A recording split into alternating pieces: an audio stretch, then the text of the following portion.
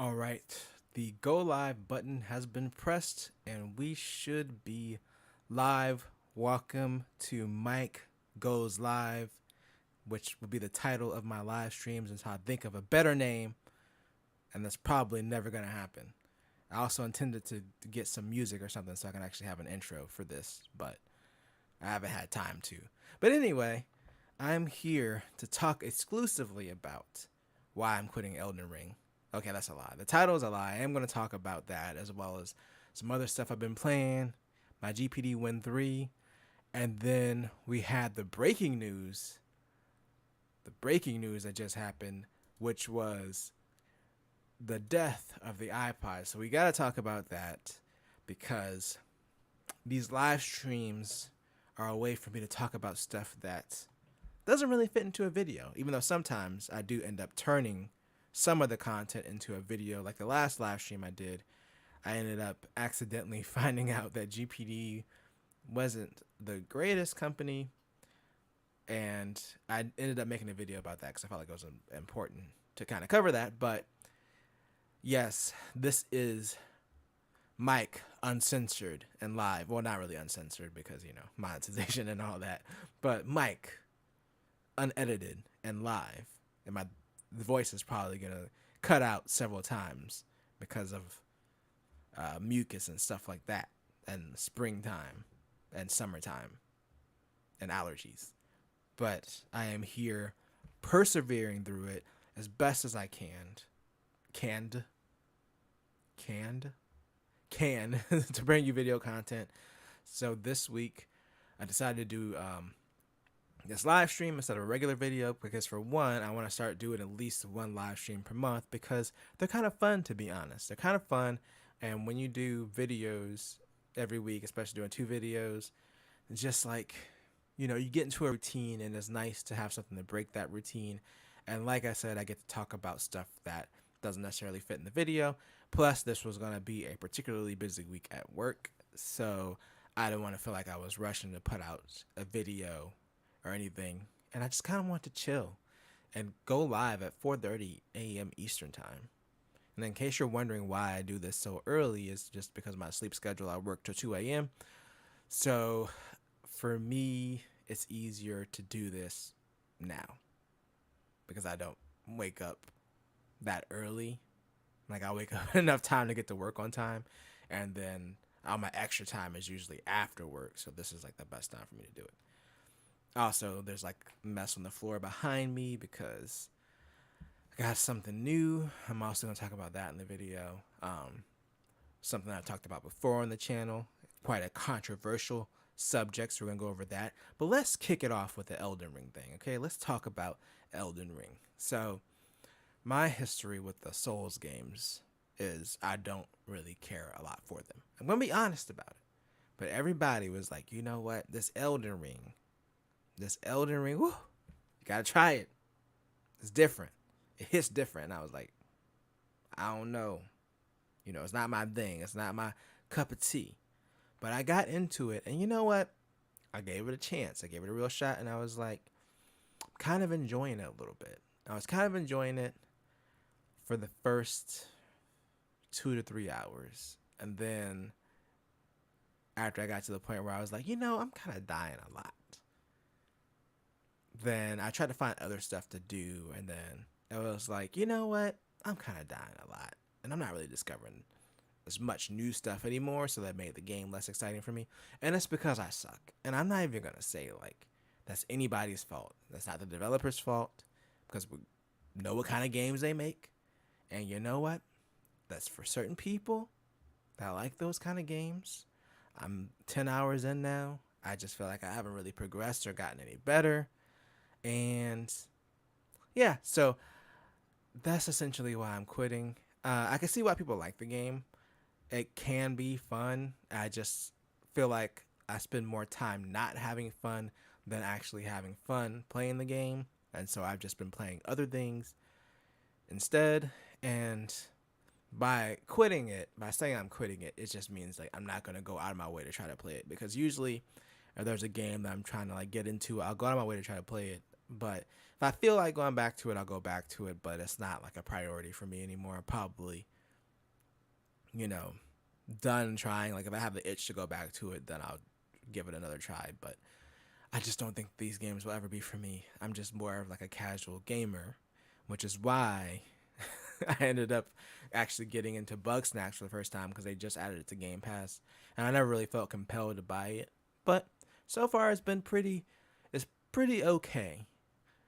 I think I enjoyed it at first, and now the gameplay with the trapping, the Bug Snacks, and all that stuff is getting kind of like, I don't want to say samey, but it's kind of lacking a little bit in variety for what I feel. But the story has me interested, so I can see myself keeping going with that, and it runs really well on the GPD Win, which is another reason that I wanted to play it. I was like, I bet this will be a good win game, and it is. So I've just been looking at stuff that runs really well up there. Mass Effect Legendary Edition, I've also started digging into that because I've only played the first Mass Effect. Also runs really well on the Win, so I've just been chucking away at Mass Effect and Bug Snacks instead because I just want to play some games that are going to keep my attention.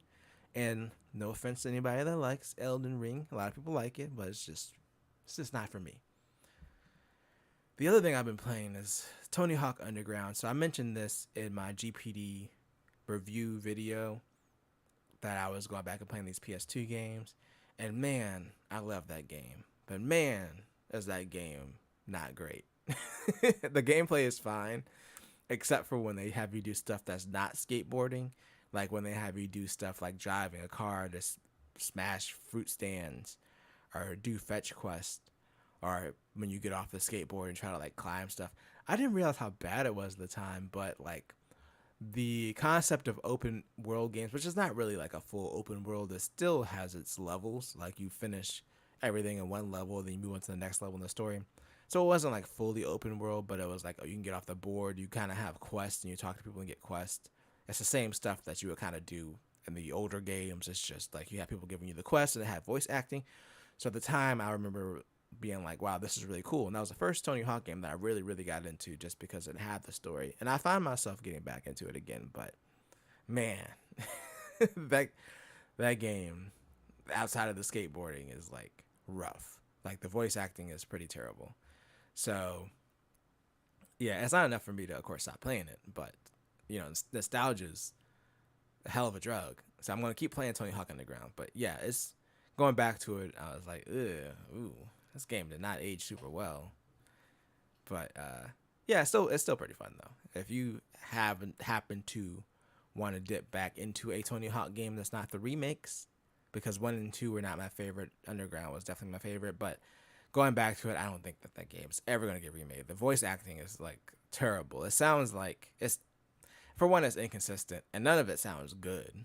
Like at best, it sounds like someone was just in a recording booth with absolutely zero energy. Like they just skateboarded like for 3 months straight, and then they went into the recording booth to record their lines. That's what it sounds like. And then some of them, it sounds like they got recorded inside of a shoebox. So I just think with the voice acting alone, it would be tough to like do a remake of that game unless they just literally just redid the graphics and the gameplay and that's it, and just left the voice acting and the story and everything as is, which they could do. I mean, I would buy it. I would buy it. $60-$70, I would still buy it because I love that game.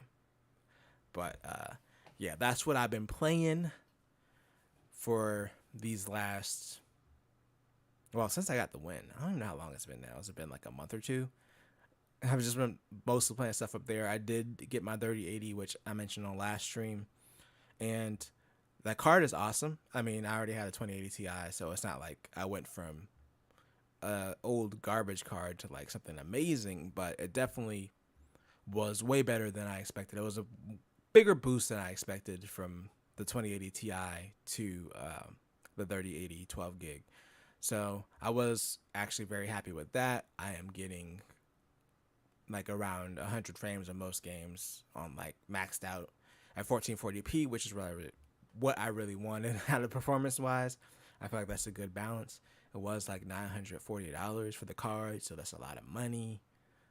But, you know, we've been struggling to get GPUs for like the last 2 years. So I went and snatched it up. And of course, they're probably on the verge of releasing the next generation of NVIDIA GPUs this year. Since it's been 2 years, even though no one could buy them, so it feels weird. And there's like two ways to look at that, right? There is, I could buy a GPU now, but then these new ones are going to come out and they could be way better. And then I will have wasted money. Well, not really wasted money, because it's not like if you buy a GPU now, like a new one comes out, it's all of a sudden going to be useless. But potentially you could get something that's better for the same amount of money if you wait until NVIDIA possibly releases their new GPUs this year. Or they could release the new GPUs, everyone gets super excited, and then we go back to another GPU shortage. And yeah, so that could happen as well. So it's kind of hard to tell. I know for sure, like when their new GPUs first drop, they're going to be sold out for at least a few months. That would be like typical of any GPU launch before the shortage. So even if they announced them around like that September, November-ish time frame, I wouldn't even be expecting to get my hands on it until like January, realistically. So that's why I decided to just go ahead and get my 3080. I'm tired of playing games. Tired of the games. I'm going to be happy with this card. I'm not upgrading for years. I say that now, but something new is going to come out and I'm like, but this one. No, I've already priced myself out of upgrades. Like when I was looking at replacing the 2080 Ti, I was like, 3070 is the same with less VRAM. 3080 Ti is only like 4% better with less VRAM. Or sorry, 3070 Ti. I think did I say 3070 Ti? 3070 Ti is the same, or a little bit better, but less VRAM. Then you go up to the 3080, and then that was like significantly more expensive, and which that's why I settled on. Because I was like, yeah, it's not, the Ti wouldn't have been a worthwhile upgrade. And I wanted to at least keep the same amount of VRAM because it is helpful with video editing to have the extra VRAM. So I didn't want to step back to 8 gigs from 11. And of course, this card has 12 gigs. So that was my compromise. But like I said, that was $940. So I can imagine next generation, they release a card, are they going to call it the 4080? 4080 maybe, might get around 3090 performance maybe, for $700-ish, which realistically is going to sell for $800 or $900 if they're in stock. So yeah, I'm just tired. I'm tired of upgrading. Kind of like with my phone. I had the Apple upgrade every year thing, and I just got tired of it. I'm like, this performance lift at a certain point is just not even worth it. It's not even worth getting a new phone and having to set my Apple Watch back up and transfer all my stuff over. Like, I think I always hit a wall with upgrading when I'm satisfied. And I feel satisfied. The 3080 is satisfying. The iPhone 12 Pro is satisfying. What's this notification? Michaels. Not me, Michaels, the store Michaels. They got some deals. But yeah, I think I'm good finally. I'm finally good with where I am with my phone and my graphics card. But an area where I wasn't so good at was my 3D printer. And I made a controversial video a few years ago. I don't remember what the title was, but I know that the thumbnail said 3D printing sucks, and everyone hated that video. The 3D printing community was very angry about it. So I had my original 3D printer that I got back in like 2016, my DaVinci Junior. That was the printer I used in that video. And it didn't have a heated bed. It was very bare bones as far as features. It was like the cheapest printer you could get at the time, or one of the cheapest, and it was still like $300. But it got me through. It got me through up until this year, and I'm grateful because 3D printing doesn't suck. The whole point of that video was just to say, like, 3D printing, when it first became a thing, God, see, my voice gave out. When 3D printing first became a thing, I thought it was going to be a lot more mainstream than it actually ended up being. And there's nothing wrong with it not being like a super mainstream thing. It's just like, you kind of have to be a little bit more technical to do 3D printing, and that's fine. That was the whole point of the video. It wasn't to actually say that 3D printing sucks. It was just the experience that some people might have when they first get a 3D printer, and then you learn how to use it, and you realize like it's actually awesome what you can make. I actually printed a second one of these docks for the Win 3 because this thing, like, I looked up like buying a dock for this that fit the Win 3 with the case, and all I could find was this one dock that somebody made for this specific thing with the case. So that was awesome. So 3D printing definitely has its uses, but I say all that just to say that my 3D printer finally broke after 6 years. So I was actually trying to print this second dock, and it got clogged up, and I could not get it unclogged. I did finally get it unclogged, but it was like a whole process. I had to take the whole nozzle apart. I got it unclogged. Then I would try to print something, and then it would clog again. And that happened about 3 or 4 times. It was like a week of me troubleshooting this printer. And then finally, after clearing the clog out again, for like the 5th time, it gave me like some kind of error. Like, it was sped out an error. I looked it up, and there was something related to like the temperature sensor on the thing. And I was just like, okay, well, let me see how much this costs to replace it. And then I couldn't find a part. Like, I could not find the replacement part for it. I mean, it is 6 years old. So, and I even checked on eBay for used parts. I just could not find a replacement nozzle for this printer. And at this point, I just gave up. And I was like, let me just get a new printer. So I ended up getting an Ender 3. And I didn't make a video about it. I'm not going to make a video about it because it's an older printer anyway. It's the older version of the Ender 3. There's actually a version 2 that was like $80 more. And that did say, I looked it up and there were some improvements, but really, am I going to spend $80 just for a slightly improved version of the same thing? And my answer is no, especially not with a 3D printer that's going to essentially do the same thing. But I will say that it is awesome. Like, the Ender 3 is awesome, especially from where I started at with my like very baby, doesn't have a heated bed, have to be ghetto and use a glue stick to make sure my print doesn't move around and mess up during printing, to having a heated bed and a way bigger surface and all that stuff. And the print quality is better. Plus, with XYZ's printers, they had this NFC chip in the container for the filament, which is like the plastic stuff they use to print. So it would tell the printer when the filament was low or going to run out. But as a result, you had to use their filament. Now, there was a way to hack it. I never looked into it because for me, it was never that big of a deal. But yeah, it kind of locked you in, or they tried to lock you into just using their filament just by putting the stupid chip inside of the container. Like, there was no other difference in the actual material other than they had this chip in there just to tell the printer how much was left. And so you couldn't use any other filament with it. And that was always stupid. So I was kind of glad to get away from that. But yeah, the Ender 3 I got for, I think it was like $190, which was, you know, like half the price of what I paid for my 3D printer originally. And it's way better, but I will say that 3D printing still sucks. As far as like the onboarding process of it and trying to get new people in, I still feel like there's a big learning curve for it. Not really big, but I think if you're not technical minded, then it's still going to be a little bit difficult. Why is my head already sweaty? See, this is what sucks about doing these live streams. I have to turn my fan off so that way it doesn't blow into my microphone, but also this room is literally like the hottest room in the house. And so I just started dying after a certain point. So if you see the perspiration coming down, which if you watch my videos, you probably see all the time anyway, it's because it's actually really hot upstairs in this house, and this room is the hottest. Anyway, 3D printing aside, that's what I've been up to. I've been 3D printing stuff. I've been messing stuff up. I actually tried to have a failed print right here. I tried to print a MagSafe holder thing, and for some reason it printed all these like bubbles all over it, and I don't feel like trying to file this down, so I'll probably reprint it. But yeah, 3D printing stuff, playing the GPD Win. That's kind of Mike's life at the moment, and that's going to conclude the section about my life,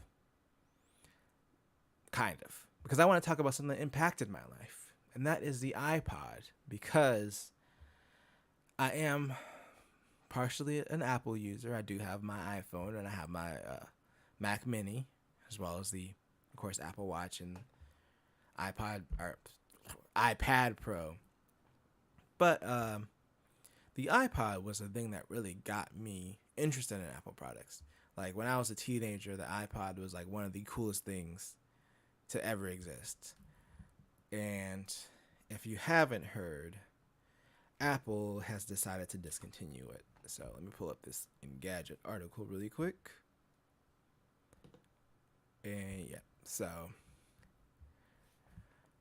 the iPod Touch, which was the last iPod that was left, it's officially discontinued.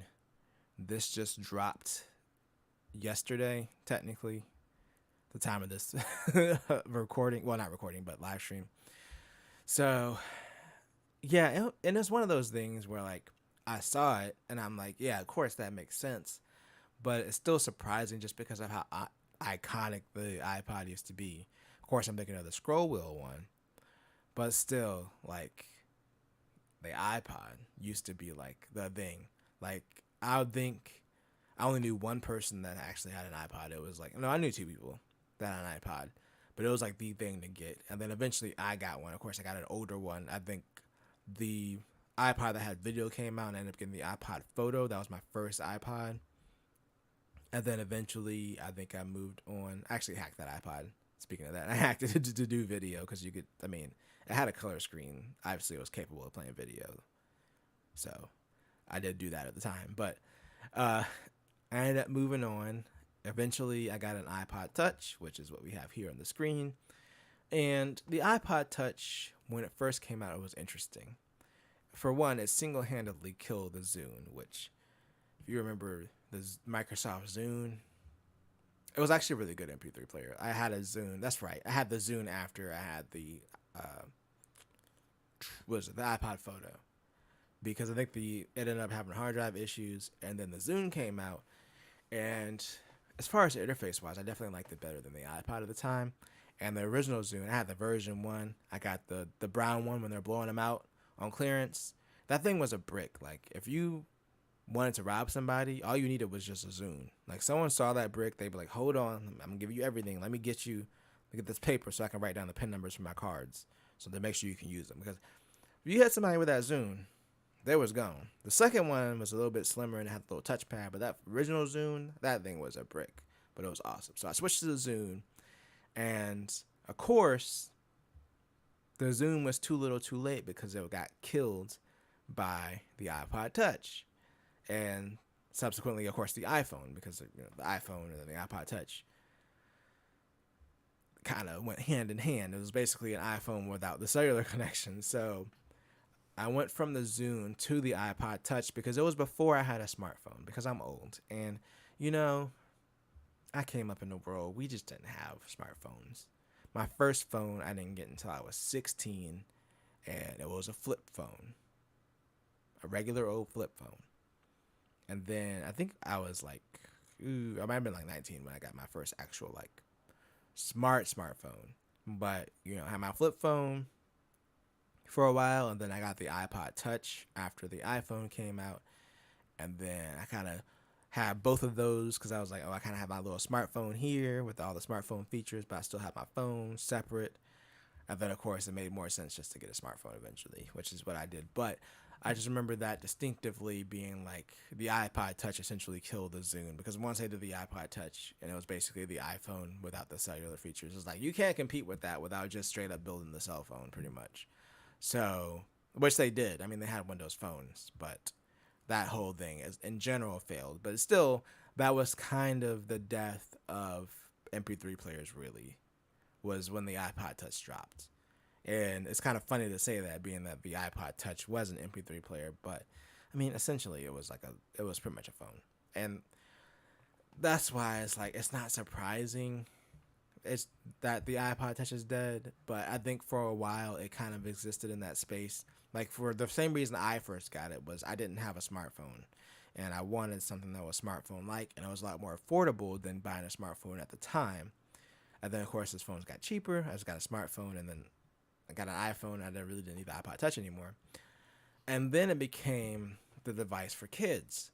So it was kind of like, well, the parents don't want to buy the kids a phone, but they want, to have access to internet, music, or whatever, and message their friends, but they don't want to give them a phone to answer their phone bill.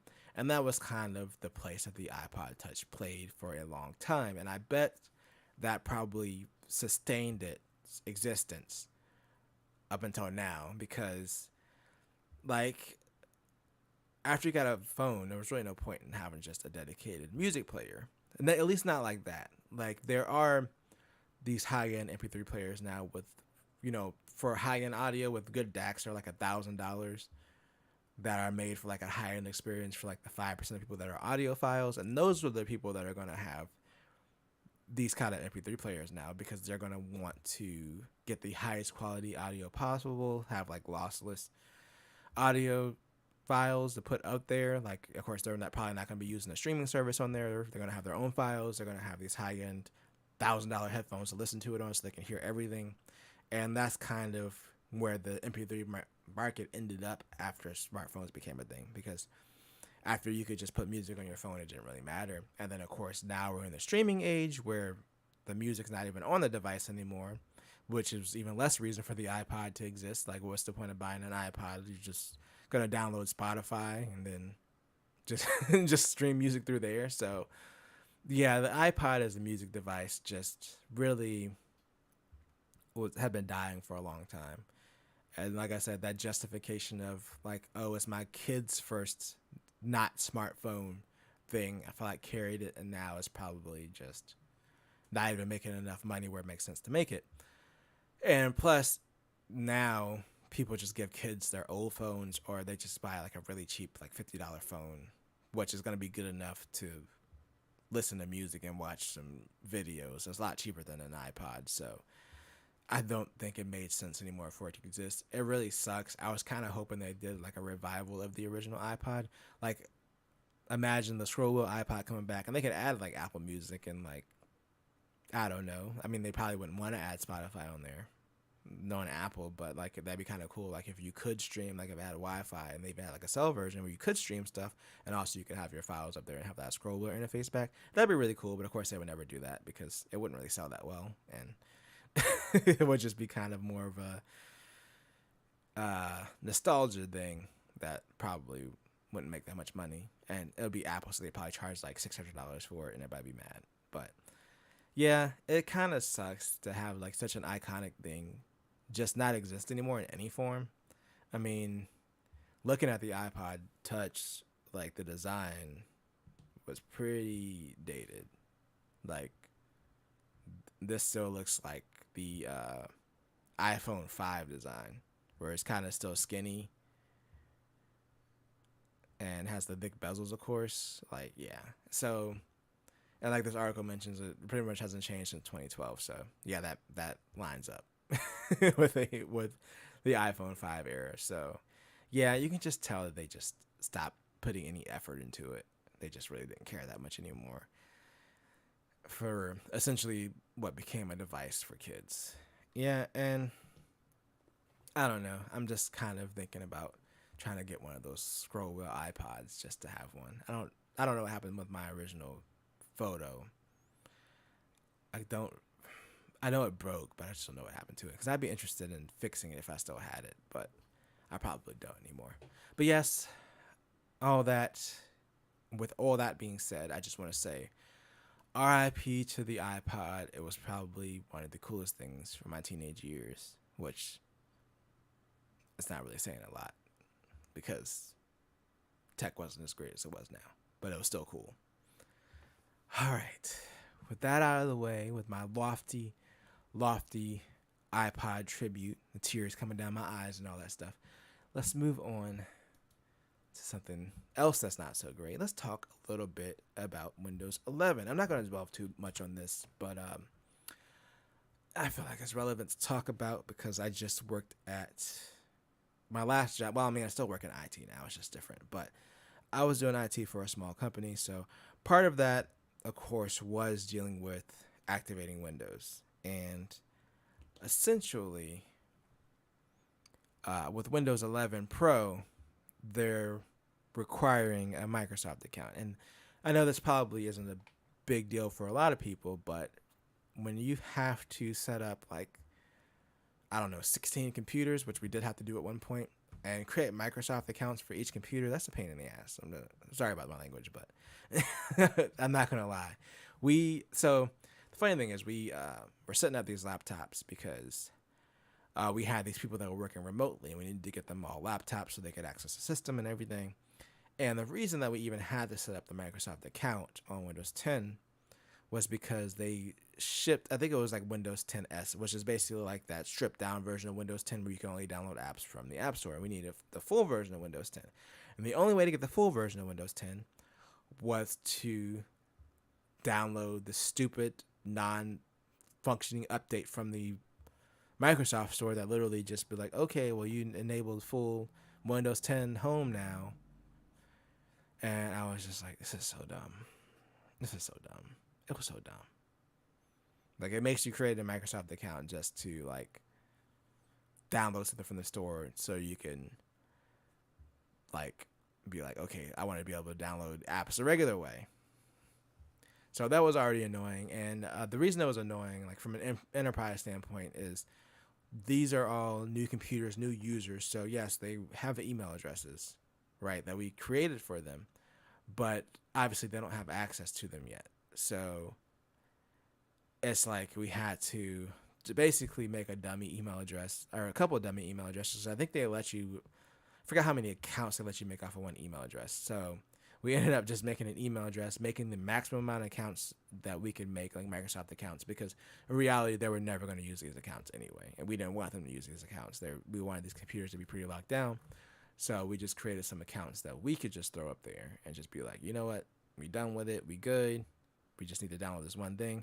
But it was a pain. It made it take like 5 times as long, and it was just a hassle to do this. So I think, but in that case, we were using Windows 10 Home.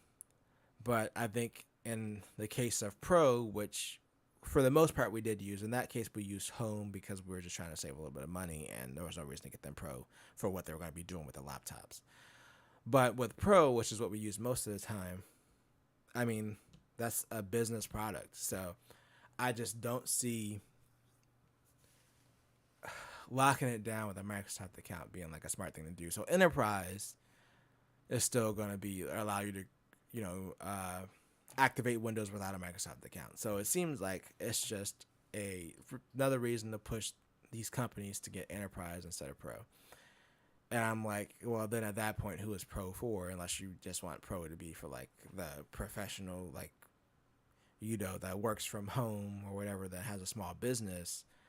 But I mean, technically, this was a small business, so like, you're still making it difficult for like. I mean, we had less than 100 employees. It was still a small business, or we might have had like around 100, but still, like, you're still making it more difficult for small businesses to operate by doing stuff like this. So I think it's really stupid to require a Microsoft account to activate Windows 11 Pro.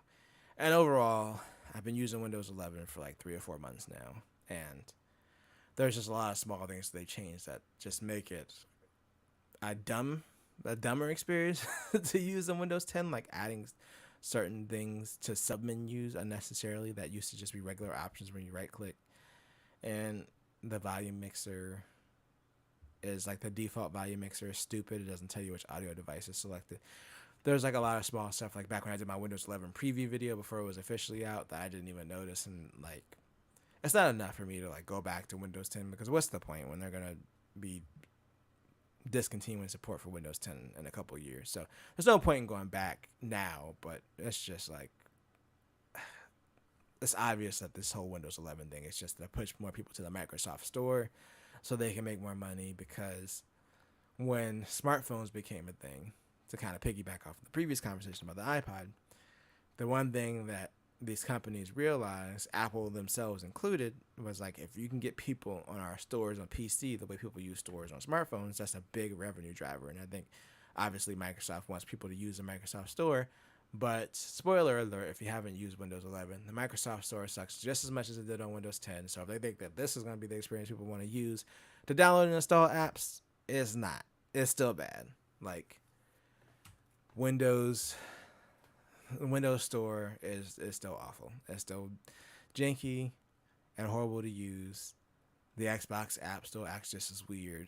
installs still mess up all the time for no reason, and it's difficult to troubleshoot because it'll just spit out some different or weird error. Like I think Jeff had an issue with the Xbox app where he couldn't install games, and it was like a whole thing that we had to go through to get it fixed. Like it took over a week just to figure it out because all this stuff is connected to the Microsoft Store. He's also Windows 11, so yeah, I think overall it's a pretty bad experience, especially for business customers, which Pro is technically supposed to be for. All right, you're gonna bring this home. We got one more story that I want to talk about. So this is just a rumor right now. It's not really like a full story, but Netflix might have ads, y'all. How y'all feel about it? So, and then also they may crack down on password sharing if you didn't read the subtitle. The ads thing. So, right now for Netflix, I already pay for like the highest tier because we have the 4K streaming and all that stuff. So, if they want to add it to like a lower price tier, like at this point, I think if they want to do ads, then they should create a lower price tier. That'll probably get more people in the door, and people could probably deal with the ads. But I think adding that to any of the tiers after they continuously raise prices already would be a horrible move. So if they do this, then it needs to be just a completely new tier with ads. Also, with the password sharing thing, if they crack down on password sharing, then I think we'll just cancel Netflix, to be honest, because we don't really use it that much. Like, we watch stuff on it occasionally. We spend a lot of our time in like HBO Max and Hulu and Disney Plus, to be honest. So our in-laws really use it the most. Like, we have it, but they really use it 90% of the time. And so if they crack down on that, then we'll probably just get rid of it at that point, because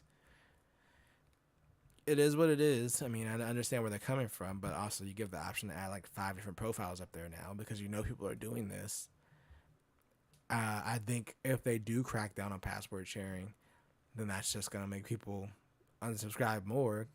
One of the things they mentioned is their loss of subscribers, but I just think it's a combination of like the aftermath of this whole, streaming thing, which Netflix did kind of pioneer, but the aftermath of it was that when these TV companies saw that they could make more money and that TV was losing money because of streaming, then they pulled all their stuff off of Netflix and was like, well, we're going to do our own service. And now that everyone has their own services, it's kind of like, what's the point, Like, a lot of stuff that I want to watch are on other platforms now. It's not saying that Netflix doesn't have anything, but also they fail to really either buy exclusive content that's compelling. I mean, other than like Squid Game, I mean, that's the most recent one. I mean, Stranger Things, I like Stranger Things, but that's also like about to be in its 4th season, I think. So it's not like as new as it was before and exciting. But like, they just, for the most part, have failed to have compelling content. So, in my opinion, at least. And then plus with them raising the prices and them doing this stupid games thing, which, like I mentioned before, I made a video about that, a news video, of course. And then I was like, this is going to be reflected in the prices. And sure enough, they did another price hike. Even though they said that this is free, I'm like, it's going to reflect in how much we pay for it. So $20-something a month, though, is too much to pay for Netflix at this point. And that's how much I'm paying for it now. I think it's like 24 or something like that. So I'm just probably not going to do it anymore if they crack down the password sharing. If they add ads, especially to the tier that I'm paying for, that's already $20-something a month, then I'm done with it too. Like, I'm not paying that much money for ads. So if they do ads, then that's fine. I mean, that's another revenue stream for them. If that makes sense, I say add a lower price tier. That would make the most sense. Hopefully that's what they do, because anything else, I think it's probably just going to make it worse for them. I really like Netflix. I started off getting their DVDs because I'm old. And I hated Blockbuster. I know everyone was sad about, well, not everyone, but some people were like, oh, Blockbuster went out of business. Blockbuster always sucked. There was a reason they went out of business. It wasn't because, like, Netflix came along. It was because Netflix came along and they sucked. Like, their business practices were awful. We had Blockbuster and Hollywood Video here. And Hollywood Video Wasn't the greatest, but it was way better than Blockbuster as far as like the price and the amount of time you could keep videos.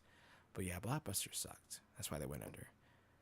Netflix did kill them, and then now they're getting killed by the thing that they pioneered. So it's just an injustice of justice. Hopefully Netflix can turn it around. If this ad tier helps, that'd be great. Password sharing cracking down on password sharing is probably just going to cost them subscribers. So I just wouldn't worry that much about that and just focus on the content if I were them. But I think that's going to conclude my rant for the day. Yeah, I feel like this was a good rant. This is really, get to vent a lot. I vented about Netflix, vented about Windows 11, vented about Elden Ring, about 3D printing. I got a lot off my chest. So I'm going to bring this live stream to a conclusion. Plus, I need to turn this fan back on. Look at this. This is ridiculous. Got me in here dying. So I'm going to go ahead, and turn this fan back on. Get on with the rest of my night. I probably still have like 3 hours or so before I'm actually going to go to sleep. I already did a 4-mile run before this video because I'm trying to get back into shape, because if you watch my videos, you know my weight has gone up exponentially since the beginning of COVID. Around 70 pounds to be exact. I've already lost around 24 pounds so far. So I've been trying to do that 5 days a week, just do my runs, get back into running, which has been really fun. I've been doing that for like 2 months. So I've already done my run for the day. I'm going to go have my post-run meal and probably watch some other YouTube videos myself until I turn in for the night. But thank you so much for joining me for this live stream. Of course, the replay will be available because I understand like right now it's like 5 a.m. So people probably, especially in the U.S., they ain't watching it right now. All right, they all asleep. They asleep. And if I'm not lazy and forget, I will go back and add timestamps to this live stream. I keep forgetting about it. Every time I do a live stream, I'm like, I need to go back and add timestamps so that way if people replay it, they can just skip to whatever part they want to, depending on what I'm talking about. So I will try to do that after this processes.